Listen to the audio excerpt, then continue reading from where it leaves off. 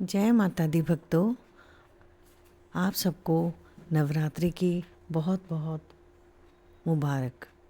आज आपको नवरात्रि के दूसरे दिन की कथा सुनाती हूँ। माँ ब्रह्मचारिणी की कथा। माँ ब्रह्मचारिणी ने हिमालय के घर पुत्री रूप में जन्म लिया था और नारद जी के उपदेश का पालन किया, जिसके अनुसार भगवान शंकर को पति रूप में प्राप्त करने के लिए माँ माता ने घोर तपस्या की थी। इस कठिन तपस्या के कारण इन्हें ब्रह्मचारिणी नाम से जाना गया।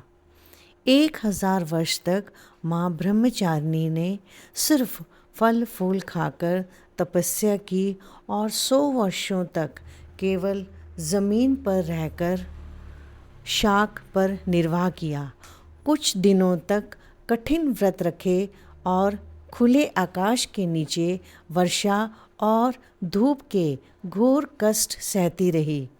कई वर्षों तक टूटे हुए बिल्व पत्र खाएं और भगवान शंकर की आराधना करती रहीं। इसके बाद तो माँ ब्रह्मचारिणी ने सूखे बिल्व पत्र खाने भी छोड़ दिए। वर्षों तक निर्जल और निराहार रहकर तपस्या करती रहीं। कठिन तपस्या के कारण माँ ब्रह्मचारिणी का शरीर एकदम क्षीण हो गया। माता मैना अत्यंत दुखी हुई और उन्होंने इस कठिन तपस्या से विरक्त करने के लिए आवाज़ दी, उमा। तब से देवी ब्रह्मचारिणी का नाम उमा भी पड़ गया। उनकी इस तपस्या से तीनों लोकों में हाहाकार मच गया।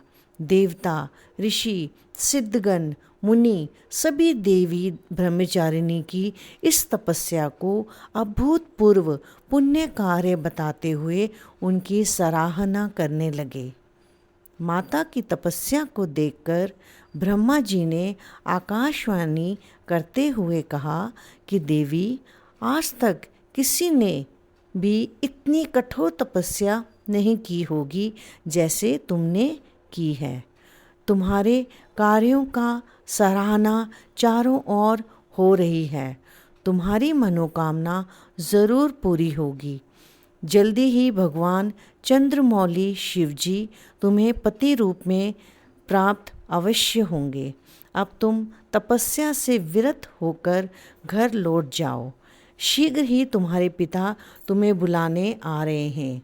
इसके बाद माता घर लौट आए और कुछ दिन बाद ब्रह्मा के लेख के अनुसार उनका विवाह महादेव शिव के साथ हो गया।